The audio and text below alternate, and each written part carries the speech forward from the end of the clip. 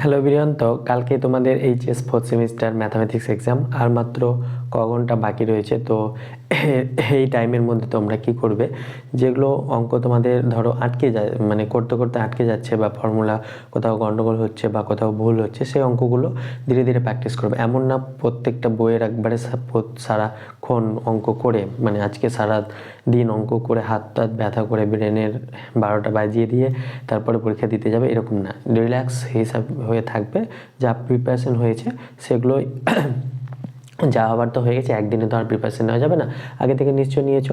তো যেখানে যেখানে আটকাবে, যেগুলো ফর্মুলাগুলো একবারে রিভিশন করে নেবে, আর যে ম্যাথগুলো আটকেছো সেগুলো একটু হাতে কলমে করে যাবে। আর এমন করবে না কি পরীক্ষার আগে 2-3 ঘন্টা মানে সারাদিন ম্যাথ করে হাত টাত ব্যথা করে দিয়েছো, তাহলে পরীক্ষা হলে গিয়ে প্রবলেম হবে।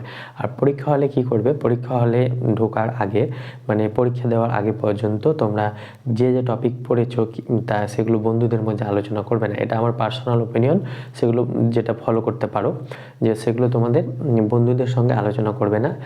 কে কি পড়লো, কে কোনটা ছেড়েছে, কে কোনটা ইম্পর্টেন্ট বলেছে, কোন স্যার কী বলেছে, এগুলো কিছু না। তুমি যা প্রিপারেশন নিয়েছো সেই অনুযায়ী এক্সাম দেবে, এক্সাম দেওয়ার পরে তোমরা ডিসকাশন করতে পারো, কিন্তু এক্সামের আগে কোনো রকম ডিসকাশন না। ব্রেনটাকে শান্ত করে ভালোভাবে বসে কোশ্চেনগুলো বুঝবে, দেখবে, যেগুলো আগে পারবে সেই কোশ্চেনগুলো সলভ করবে।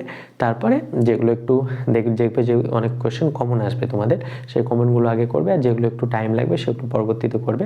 2-1টা অঙ্ক পেরে যাবে, তখন তোমাদের কনফিডেন্স চলে আসবে, তারপরে পরবর্তীতে অঙ্ক অটোমেটিক হয়ে যায়।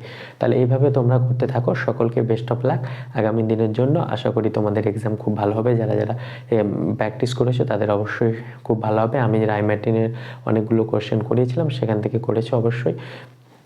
তো বেশি প্যানিক না করে ভালোভাবে এক্সাম দিও। Best of luck. আর দেখা হচ্ছে খুব শীঘ্রই পরবর্তী ভিডিওতে। Thank you all.